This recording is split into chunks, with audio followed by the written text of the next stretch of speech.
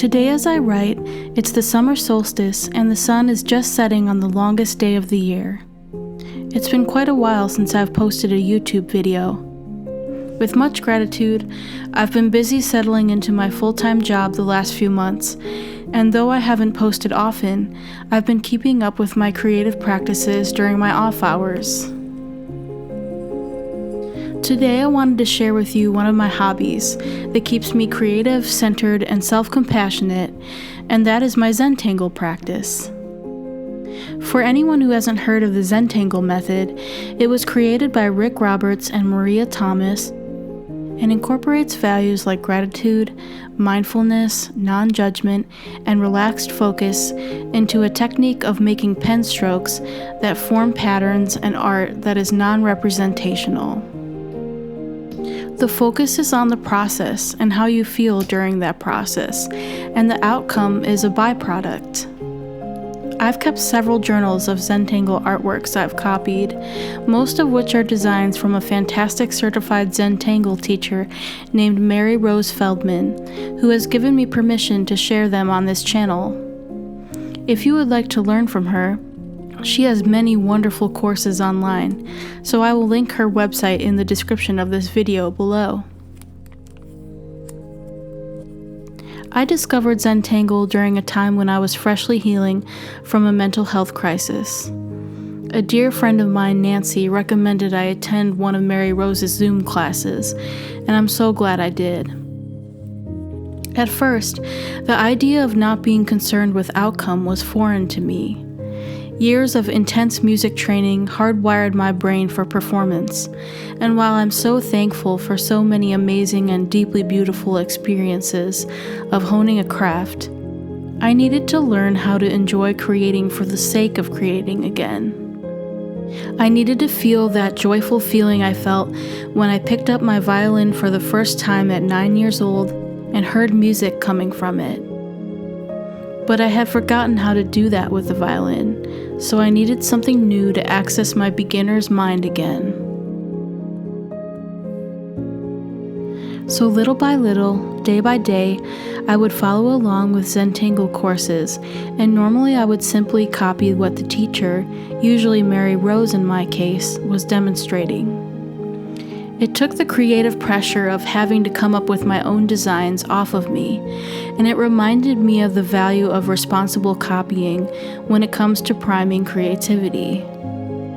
As long as you properly credit teachers with the correct attribution, it's often acceptable and encouraged in the Zentangle community to post copies of teachers' works.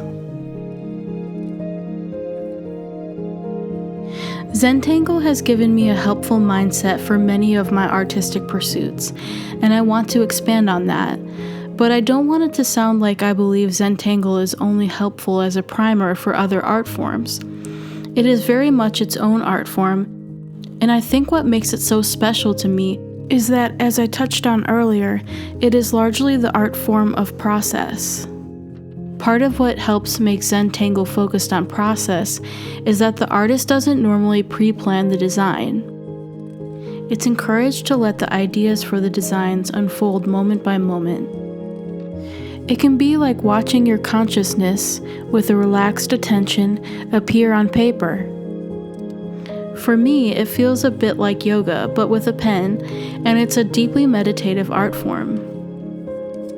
Meditating by using my hands in repetitive pen strokes gets me out of a brain that's prone to ruminating and overanalyzing. Of course, I can't help but care about outcome at least a little bit. I think that's only human. The finished product usually gives me a sense of accomplishment if I like how it looks, and while that's an added bonus, I'm learning how to put that caring about outcome in a healthier, not so dominant place. I wanted to also show you how I incorporate Zentangle practices into art that mixes the representational with the non-representational.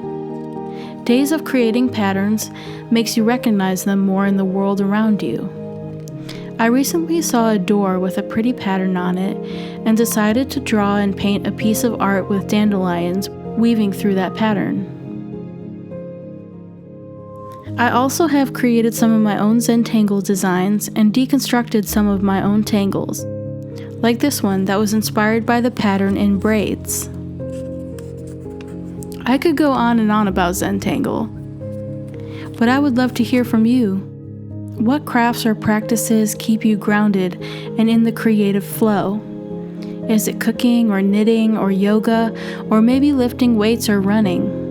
What makes you feel like a kid again and keeps you being kind to yourself and enjoying the present without worrying about what you produce? I will leave you today with one of my favorite fiddle tunes, a Scottish strathspey called Lady Louisa Gordon by William Marshall. I learned it with a beginner's mind, not caring so much about outcome as a young fiddler, and now I'm thankful to say that I can play it once again with that same mindset. Thank you for listening.